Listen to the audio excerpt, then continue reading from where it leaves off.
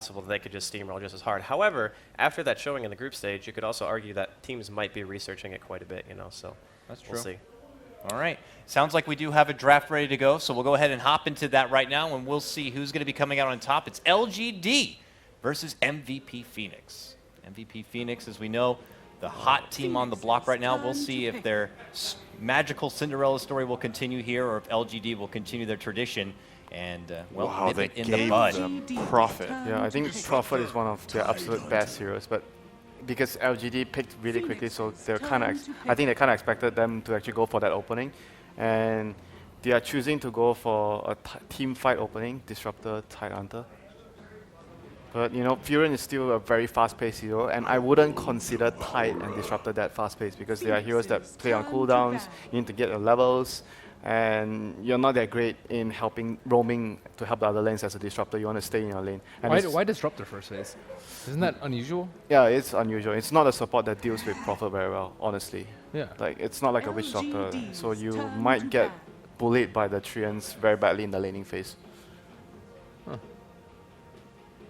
I guess it depends on if they want to try to get their hands on something like Cinder was saying, maybe Bounty Hunter, just to help out a little bit for the early lane, because Enchantress is banned. LGD, I don't know if they ran Chen in the group stage. I don't think they did. Enchantress, I remember one game. They did, yeah, for sure, but I don't think they ran Chen. They ran off-lane Enchantress and support Enchantress, but yeah, definitely agree Bounty Hunter could be still a really good pick for MVP to help the Furiance lane, to break apart the safe lane of LGD, depending on what type of carry they go for. But regardless, I think Disruptor will have a hard time against Bounty Hunter. I really like the idea of banning Bounty and into picking Chen for LGD. I think it's really solid right now just to secure themselves that they can enforce this 5-man playstyle. And with Bounty out of the picture, it should be okay, like decently easy for Chen to find his level 3. Then he can assist the safe lane or greed, whatever the game really needs for them to get to play on their terms. They're also Dire. It's good for taking Roche. Do you think they might actually go for Shaman just because they're LGD instead of Chen? I think going Shaman is really scary because then that's a way weaker lane support. I guess you don't think of Chen as a lane support, but if he has to, he can do it better. Yeah, but they don't play Chen, so I'm not sure. But I think LGD actually, like picking Bounty Hunter would be pretty good for them. Yeah, I think it's do that exceptionally good versus Nature's Prophet. For LGD as well? Yeah, for LGD. They could do that. I would like it a little bit more. 5 seconds. Scant, who's been chiming in through my ear, also wanted to put out the possibility, and look at that, Chen actually coming out. Nicely done. That to consider Disruptor also possibly as a block pick from MVP. It's been a very hot grab for them in recent games here. Is this the first game that I've ever played Chen? Like, even for previous events, I've never seen them pick Chen at all.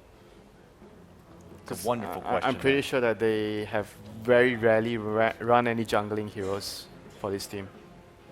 Or not even at all. They mostly play like 2 lane supports most of the time, as I remember. So this will be a first for LGD. And like Cinderella mentioned, that they'll have a lot of team fight. They can get Roshan, objectives, towers very easily with their first 3 picks. The Tide and the Chen, very strong. And I don't know if it's already been mentioned, but it goes along with having that extra sustain, lets you fight into round 2, round 3. They already have great high ground defense, and for a team like LGD that like to stall things out a bit longer, could end up blocking the heavy aggression of MVP. MVP needs like a lot of deep push if they want to go for a more late game style where they are going to split up the map, try to... Because against Chen, typically you want to run him around the map. You don't want to fight him like head on because it's very difficult, especially when they have Tide as well. Well, Witch Doctor will be the 3rd grab here for MVP. Typically pretty nice to have against your Chen, able to get the free coconut bounce across the creeps, adds the extra sustain power to his team, and overall has become a very valuable support pick for most of the teams here. 10 seconds remaining. Man, it's just very clear that LGD just wants to go 5-man, and MVP is going to try and maybe pick good lanes and try to have some deep push and try to move around the map and be much more efficient at farming the whole place. It's like a very different way of both teams playing the game, like the way they approach the game. They still need a mid hero and a carry that actually plays to that, plays to the pushing type of playstyle right now.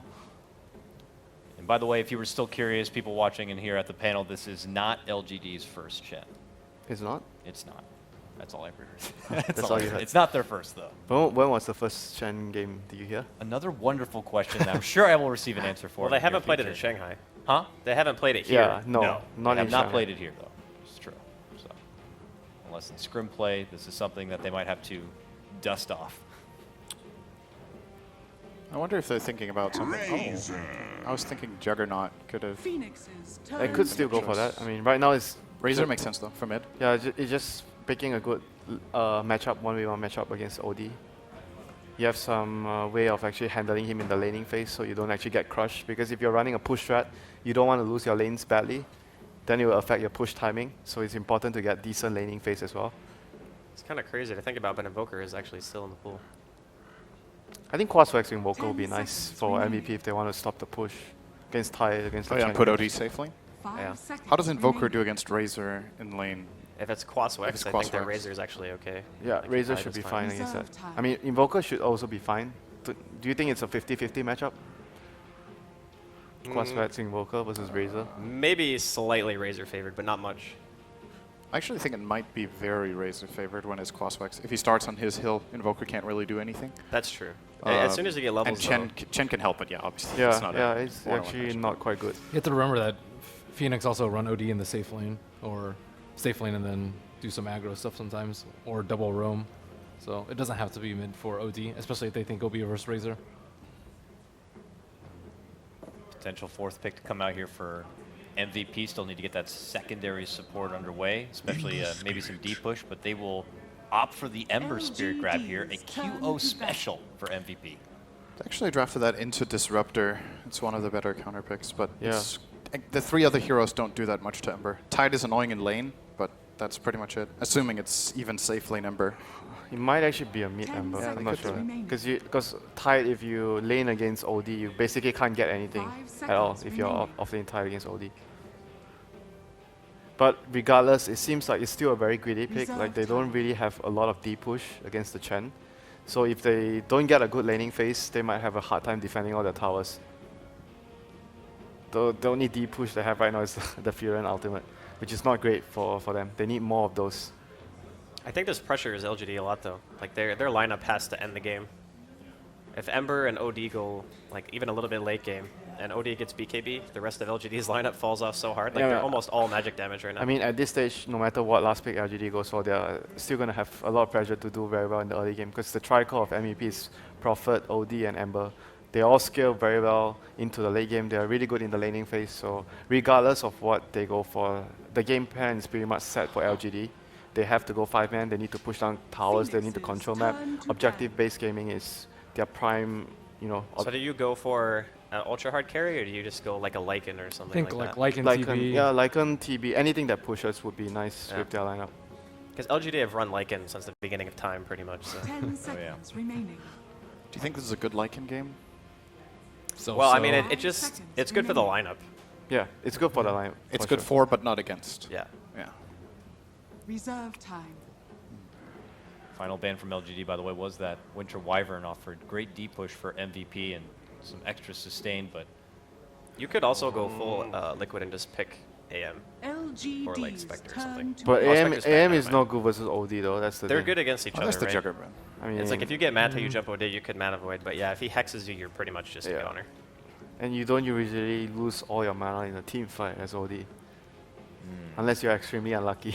I still wouldn't be surprised if they ran Morphling too, Morph, just because it's LGD. Isn't Morph also bad against yeah, like, morphing OD? is also bad versus. I feel like OD. their It's carry weak. has to have some sort of 10 control, seconds else they're 100% relying control-wise on Ravage and the Disruptor. But if they It's if not they go reliable Lycan, they enough. can rush so easily. Oh, it is Morph. Wow. Okay. This is so greedy. Oh no, Phoenix's turn to pick. don't know about that, but it's still okay if they want to push because morphing. You know how morphing fits into a push strat is you can always take care of the other lanes with replicate, so you make sure the lanes are pushed out, so the whole team can find a better timing to actually run down the lane, and you just have a better momentum in the game. So in case the enemy is like pushing with Prophet, you can defend with morphing and replicate to the lane where your team is pushing. It's really good with Chen too. 10 seconds remaining. Is it time for the first AA pick of the tournament? 5 dun, dun, seconds dun. A is actually Yeah, really good okay. versus their heroes. No. Lion. Okay. a lion It was not grab time. Well, it's not time. for extra control going to be coming out for MVP. This will conclude our draft. And gentlemen, now that we see the 5-on-5 spread, I start in the end. Cinderin, is it going to be LGD on the back of their Sylar Morphling and the Chen we have not seen from this roster in this patch, or will it be MVP with their precious QO Ember Spirit and OD? I really like the Chen pick, but I think they took it too much in a greedy, passive direction with the last 2 heroes. So I'm worried for LGD that they're just going to get pressured way too hard in the first 15 minutes MVP style. So I'm going with MVP. Draskell, do you agree with this? Are we doing the coach, assistant coach thing again? Because if so, I agree with coach. Definitely MVP. All right. Sounds like we got that team set over there. How about you, Ben? In Sylar, we trust. In Sylar, we trust. Oh, so maybe the 10 MVP seconds fire remaining. will be extinguished. What about for you, sir? Mr. Winter? I actually think this time 5 seconds MVP remaining. would actually be steamrolling them in the early game because, like what Syndra mentioned, what they chose for as their last 2 picks were a little too greedy, and it's going to be really hard for them in the early game. We'll see if that's going to be the case or not. Game 1 is set for our second best of 3 for the Shanghai Major. We'll hand it over to our casters now. It's everyone's favorite casting duo. It's Blitz and Cap. Gentlemen, enjoy MVP versus LGD. Thank you, Dakota. We most certainly will, as this is one of the most interesting matchups you're going to be seeing in the upper brackets. A full storyline here, as LGD have quite the legacy that they're going to be upholding throughout this time, and MVP, well, they're the kind of younger upstarts who are trying to be able to prove themselves in a big tournament like this. Yeah, for sure. You've got players like Kyo, who's got a lot to prove. He opted not to go to school and continue to play Dota against the wishes, I think, of his family. But they weren't able to make it to the last major in Frankfurt, but they were able to make it to this one, so I know they want to make a big splash. And in general, I think 30 they have a lot to seconds to prove. battle. They had the top 8 run that they made at TI, and they want to show that it wasn't just a fluke. Absolutely, especially since they lost March, and that was obviously a big part of them being able to have such a great run at TI. Of course, LGD, since we've seen many of the Chinese teams have been faring a bit poor here, a lot of this comes back to their performance and seeing how well they're going to be able to adapt. We are going to have an early fight here as MVP. This is going to be really interesting. The casket is bouncing around quite a lot in the background. They're going to try and go for maybe first, but he is one of those tankier heroes. MVP not fully committing to anything here, just zoning back LGD. They managed to pick up their bounty rune, and they'll call it a day. Both bounty runes going to MVP. Yeah, it looks like it's going to be a mid-Ember and a safe lane OD. And I was telling you and Shiver before the game, at first I thought it was going to be very farm-heavy from MVP. But that's only if you decide to put the Ember mid, or the Ember safe lane. If you put the Ember safe lane, then you kind of represent that you're going to go later on into the game. And if you go for the Ember mid, then you have a bit more of tempo control, and you can kind of push your advantages a little bit further with the OD. I really did feel that that was going to be their plan as well, especially with the way that LGD are thinking about the way that they set up so much early team fight. I thought that was a good way to kind of stem the early aggression that we saw from MVP in the group stage. You know, they would just run at you, and they would play so crisp and clean that it was hard to be able to maintain control of the game. I felt like heroes like, I wasn't sure about the Disruptor, but definitely the Tidehunter and Chen were good heroes to be able to kind of stem that aggression. But it seemed like MVP Phoenix, perhaps in their first 4, were going, all right, that's fine. We'll actually switch things up on you, go late game. But we could see with the Morphling pickup, maybe things have changed around a little bit, and putting that Ember Spirit mid will mean we have a good tempo controlling hero for QO to try and start this game out right for MVP. Wait, you wanted me to talk? I don't know. Talk about something. You could talk about Dubu if you want. Oh yeah, Dubu. So when he first got to Korea, Dubu was like, he was not the best player. He was part of like the MVP. I've already heard your purge. Yeah, plan. he was the MVP Academy team member. So there wasn't a lot of expectations on him, and I think by the time we left, he was like 5K, and we didn't really put a lot of stock into him. He was this guy that just like showed up to MVP's matches, and he was always smiling. And his profile picture is really noticeable on the C servers because it's just him with like a fake mustache. And then all of a sudden he hits 7K, and he's the captain of this team of veterans in the Korean scene. Makes almost no sense. Like the turnaround time was so fast. All of a sudden he just got good. And I mean, being a captain of this team especially is hard. I know all of these guys really well from a personal standpoint. Like maybe not MP, but like QO, Febby. Those guys are volatile. So is Frev. Like that's what almost anybody that plays with them says. They're a little bit volatile. Maybe that's why it took such a happy guy to be able to pull it out. He always smiles. All right, we're finally back here in this game. Our matchups are pretty much all the same. Yeah. Looks like our Tidehunter has gone off jungle by now. He's just given up on the lane. Went Iron Town immediately. What is your opinion on offlaners getting Iron Town immediately and not showing in lane? Are you a fan of that, or do you think you really need to stay in lane to keep supports? I don't really like it. I think a lot of people see the Iron Talon as this, like, oh, well, now as an offlaner, I can get some farm, but I think that's the wrong way to look at it.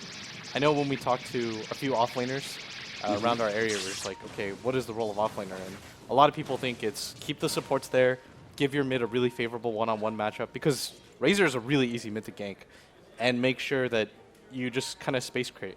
You force a lot of the attention on yourself. Like, if you're ROTK, you can't really read the game because you don't know what the supports are doing. You don't know their timings. You don't know when they went to pull, when they're harassing you.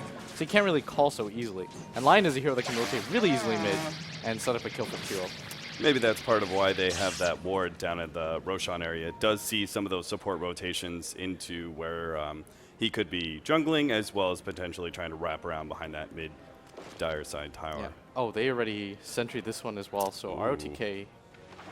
He's cutting down trees, trying to find the ward, but he will not find it. Sad Not life. this kind of ward anyway. Yeah.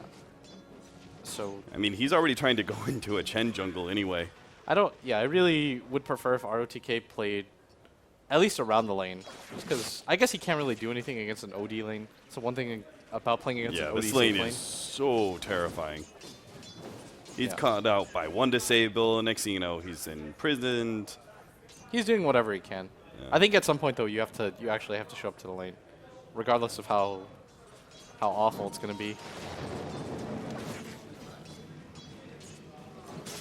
Now, what time does our Chen really become active? Is this going to be a full AFK farming Chen at this point? Because he doesn't really need to help out the mid. Obviously, he can't do anything about bottom, and top lane Furion's being Furion. It's a hard hero to gank. I think when you have the catapult, DDC's timing is going to come up, because a lot of his camps have been kind of warded out, and you want to try to get aggressive. Nature's Prophet is a hero that you need more than just the Disruptor +1 to do something about. Yeah. Frev already has his phase boost plus level 4. He's actually in pretty good position. I wonder if they're actually ever going to be able to That's actually so much farm for an rotate offlaner. on mid. Yeah. That's what I mean. It can't just be Morph plus Disruptor, because Frev gets level 2 Treants, and he just right-click trades. That's why MMY is left as well, because he's not really sure what he's supposed to do here. Frev does find the haste rune. He's going to be running into maybe here. Febby does slow him down. They also get the Maledict on top of him. They're committing all 4 heroes to be able to pick up this kill. Maybe will end up going down for the first blood. Febby is actually not going to take out from that one. Thunderstrike not quite enough damage. DDC getting caught by the Sprout now. QO's not going to be able to catch up. Frev's just going to get some good right clicks in and call it a day. Yeah. They killed all his creeps too, right? That's Yeah, they pretty killed massive. the Oh, he's wolf going to and the kill him. centaur. Oh, wow. He's got this really one. diving in deep. The phase Yeah. boots will allow him to keep up with DDC and picks up the secondary kill. Oh, if he got out too, that'd be so sick. Yeah, nobody MVP is from gonna be LGD so is happy rotating. about They've that. got 2 in the bottom lane, and maybe just now TPing into the mid lane, and he may actually die again here. QO is a little bit out of mana. Febby almost dies there. Maledict, it's going to take on maybe again 2 more times. He's got a bottle charge, though. I believe that's just enough HP for him to be able to survive. That's... As a mid player, I'll tell you, this is the most annoying thing in the world. Dire's The middle tower is under attack. how are they going to gank me again? They just did it. Yeah. Like the double back. And you know what the crazy thing is? MVP Phoenix, I bet they do it again.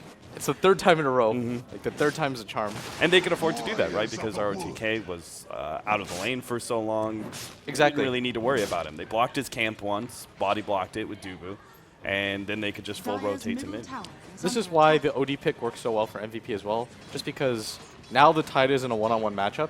For example, if you left the Nitrous Prophet one-on-one against Morphling, Forev would be so happy. He could just right-click the Morph, farm out with pretty much ease. But what are you going to do as a Tide Hunter now in this kind of position? Like, you're level 3, level 4 now, but the OD's level 6 and he has treads already. Yeah. How are you going to survive that? You can't. RTK does do something pretty smart here. He does manage to get the Radiant hard cam pull over. Will be able to pull the lane back to him, so he might be able to pick up a little bit easier CS instead of sitting so far forward in lane.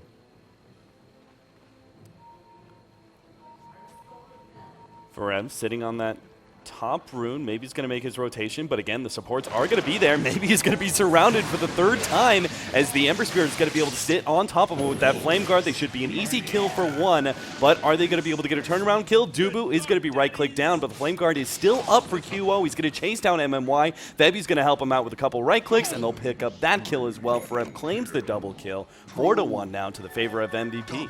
Yeah, and the Razor's going to learn a really important lesson there. Top tower Don't is go to under runes attack. alone. Make sure that your supports have secured it first. Not against MVP, that's for sure. You may have thought that they were going to be slowing down the tempo of this game with the way they picked up later game heroes such as OD, Ember, and Furion, but these heroes all are able to come online by about 4 to 6 minutes. Yeah.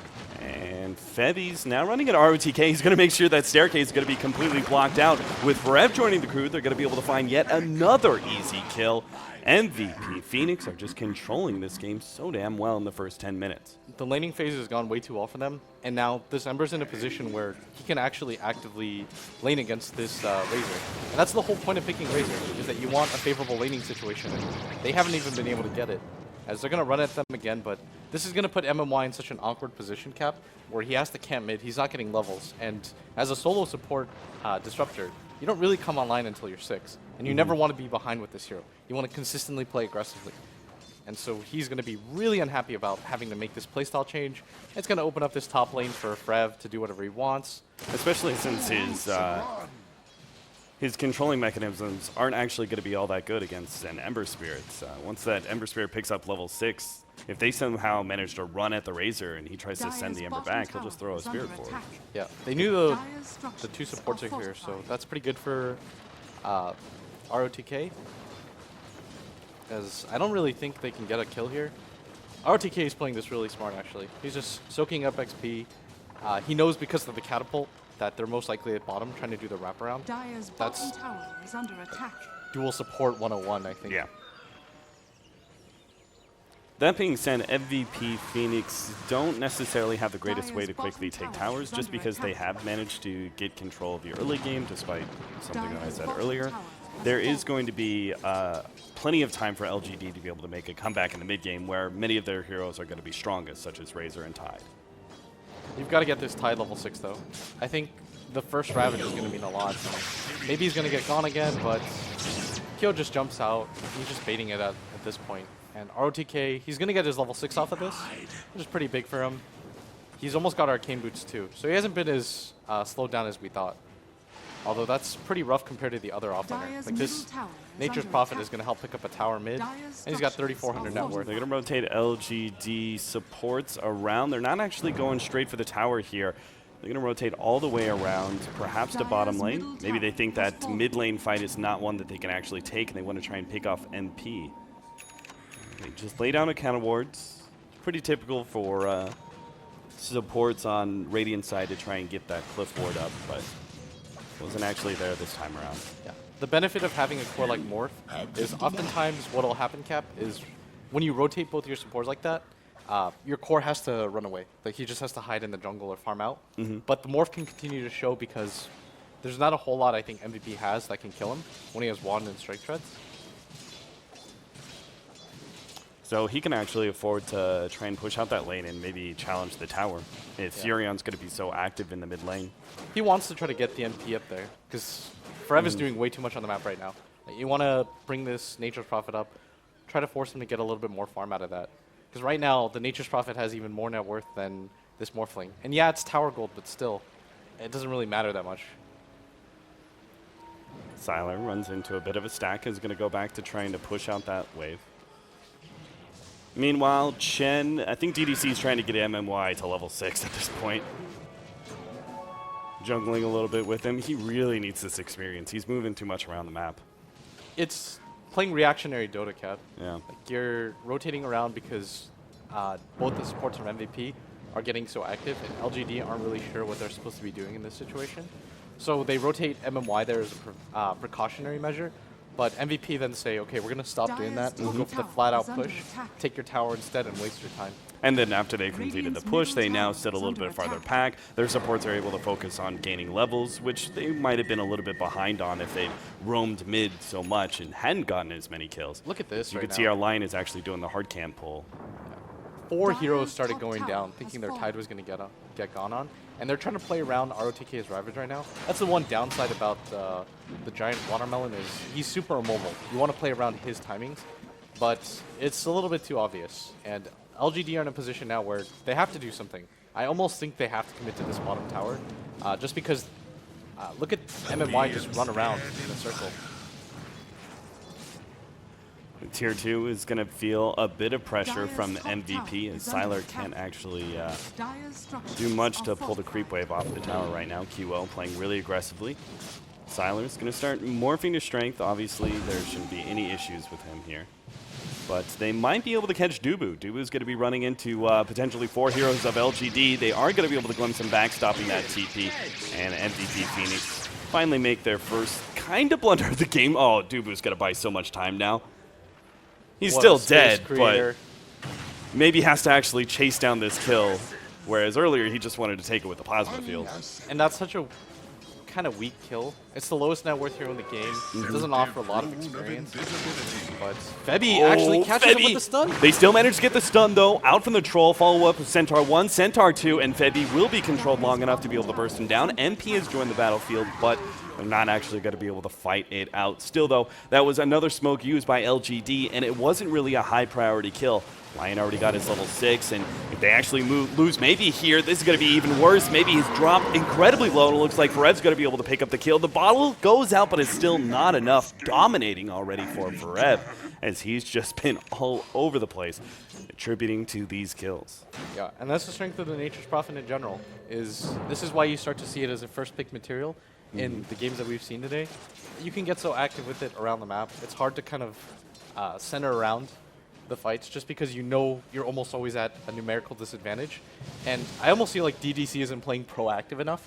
Everything he's doing is a little bit too reactionary. They haven't even been able to take any towers, and this And then disruptor, why? he needs the 6. He really wanted that level 6, but he's not going to be able to get it. Febby blows him up with 1-2 punch. He's under attack. That'll actually help Look at our this Witch split. Doctor This get a is few so more beautiful. levels. He was just going to jump away. Creates a lot of space for his team at bottom. And LGD are in a situation where they just have to choose right now. Like, you either allow this Ember to farm, but you're going to lose some creeps here for sure. That's actually so critical. They needed those creeps to be able to lead Oh my this kind of God. frontline They're all charge, dead. but they're going to lose all of them. This Chen has not had the Dire's desired bottom tower effect. is under attack. Well, certainly not. He hasn't even picked up a fast mech. I mean, he was given a certain amount of space, but they tried to rotate so much, and he wasn't able to pick up any real kills, that it's resulted in him actually Dire's falling bottom behind in tower farm. has fallen. Yeah. Right now, 2,800 net worth for a hero that should be well over that mark right now. Look at Farev's farm right now. He's almost got an Orchid already, complete with the drums too. If he actually gets the Radiant's Orchid middle before tower the is under the attack. Link instance up on the Morphling. It's not even that. It's just he has solo pickoff potential on anybody on LGD right now. And that's such a scary thought that Radiant's one middle hero can tower split up is your under team so attack. much. So now LGD have to play almost around each other. ROTK is going to go down. I think this is going to mean Roshan next for MVP because you're not going to buy back this early into the game. Maybe you certainly have not. to, but Taking away one of the biggest team fighters right next to the Roshan Dire's pit. It's bottom very tower easy is just to under be able to attack. slide on in with their heroes. The Oh, look at Furion this can ward. take up with the Treants. Nice aggressive ward from Dubu. they want to spot in case they decide to smoke below the tower. And this will help them later on when they go for the tier 2 mid push as well. You've got to make a decision right now, and you've got to be decisive for LGD. You know they're rushing for sure, but I think they're going to be too late. Like they're coming right now, but even now, this is going to be. They're even going to smoke for this under the ward. That's why it worked out so well, because LGD didn't have the luxury of doing it inside their base. So now MVP just backs up. They don't really care, and you have the Ravage available, but it doesn't really matter that much against the Aegis now and the item timings of MVP. Certainly not. They've got both OD and Ember Spirit now hitting their level 11s. You've almost got a BKB on your OD too. LGD have to do something. You can't play this passive with the type of heroes that you have. I don't even think they've blown a single Ravage yet. They're looking for some ideal fight at this point, but it's just not going to present itself. At some point, you just have to say, we'll take what we can get. Like 2-man engagements, that's almost exactly what I said that they should avoid, but you don't really have a lot of opportunities anymore. Maybe if they can clear through this ancient stack, ROTK, well, even then, he's actually not going to be close to that Blink Dagger at all. Yeah. He, in fact, builds a Bracer first as... 16-minute Blink Dagger for Febby. Yeah. Most of the time people go Damn. Aetherlands, but I think in this case it's fine. 'Cause Particularly against a Morphling feels... yeah. Map control too. Yeah. The ability for support to just instantly blow up another support is pretty huge. Tidehunter replicant sitting in the mid lane. Maybe they're going to try and bait it out into a team fight or something. I'm not sure what their plan is, to be honest. Yeah. It This seems like Tide- they're just a little lost in this game right now. Looks like Tide is going for a mech, which I think is an okay idea, but Oh, or Chen should have wait, shouldn't he? why does he have the Ring of... I mean, I saw the Ring of Regen picked up, and I was going to mention it, but honestly, I'm not sure what ROTK was thinking. Okay, they... I mean, LGD just seem out of it right now. Like, that's something that they should have communicated like, almost immediately. Like, that's the first thing you do when you pick double mech carriers. Like, for example, you have a Darkseer plus a Chen on your team. Somebody has to say, okay, I'm going to go this, you go this. That just kind of feels like kind of poor communication between team members right there. And now you've got almost a BKB completed on your OD, so now you don't even care about the Disruptor ult or the Tidehunter ultimate. And Let's get Siler here with the Orchid. Siler has no hope of being able to escape from that one. The Orchid picked up well before the Lincolns, and QO is even going to try and chase down some of these Chen creeps, because why the hell not? Still managed to get the Centaur stunned, but LGD obviously have no control to be able to go on an Ember Spear. Yeah, he fakes out the Ravage, but even QO knows there's no rush right now. They have the Aegis available, and LGD, I don't think they can fight into this lineup as long as MVP stays spread. If you catch a 5-man Ravage, yeah, but without the mobility of a Blink Dagger, I don't really know how they expect to take this fight. QO's just solo zoning them out right now. This Ember Spear. Oh, Febby! He saw the opportunity, jumps in, blows up the Chen real quick with a Finger of Death. They already guaranteed the tier 2 before, but they'll also be able to take that top tower as well with the Furion split push. Gold is just rolling in for MVP now. Yeah, they have complete map control. The Orchid timing is almost just, it's like comical at this point. MVP for Rev has 9,400 net worth at 18 minutes into the game. The GPM is spiraling out of control. Now MVP I know they just got a big team fight item in the BKB, but do you actually go high ground as Yeah. MVP right here? Yeah, Vegas. Look at QO play.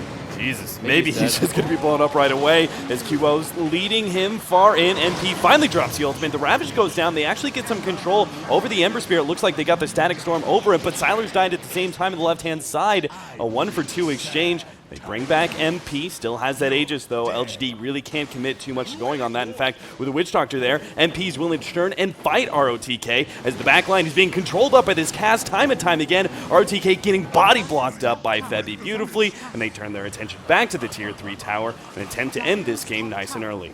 Yeah, MVP showing that it's not even really like the typical 5-man push heroes that they show off. It's more they're just so good at controlling the map that they make it look easy.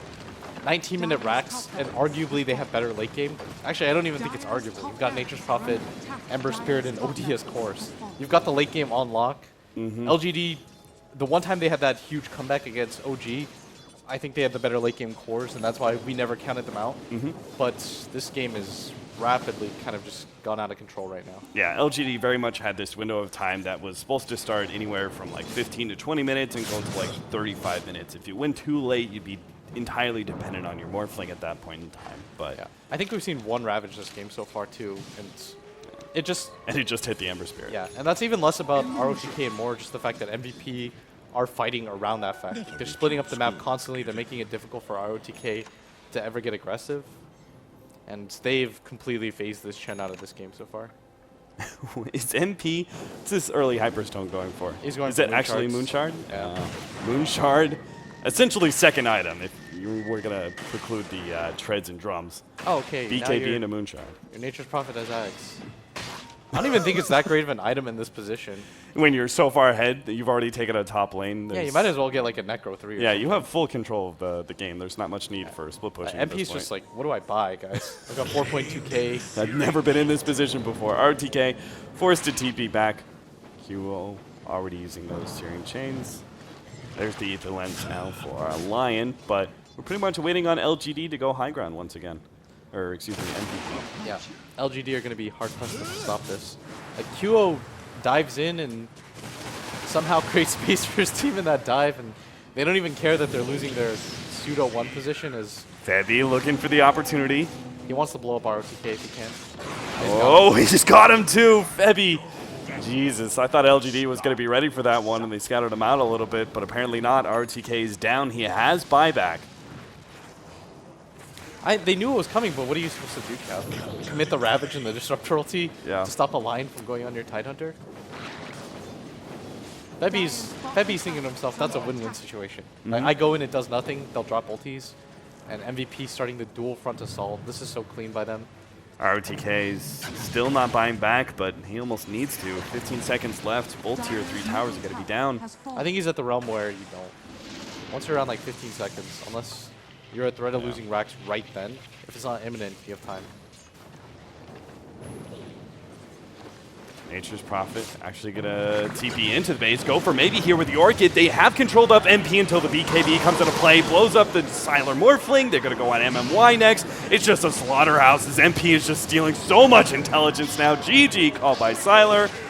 A very clean victory here for MVP in game number 1. We're talking about potential changes of style and the draft and everything else, but this is looking like the group stage all over again for MVP Phoenix. Yeah. This time they did it with heroes that were slightly different. So I thought maybe, you know, you get a slower tempo game, but it doesn't even feel like the heroes matter so much as their playstyle. They just played way too fast for LGD. That Chen pick just did not pay off. Absolutely. As apparently our game's still going on. Got Megas. LGD is a little. 23-minute Megas. Maybe they want some extra time. Every little bit of time they can to talk about this game. Yeah. So now the disconnects come out. LGD are just leaving en masse. All right, maybe now confirms it with a full GG out. Is this though Blitz game 1? You think LGD are actually going to be able to come back from this kind of, for no other word, stomp? I have no idea. It's the way that they got stomped. I feel like they're going to be shell-shocked. I was. I thought the Chen pick was going to do a lot more than this. All right, well, that's just game number 1. We'll pass him now over to our lovely group panel. Back at the panel now. It, well, couldn't be phrased maybe any other way, or cast just say, a bit of a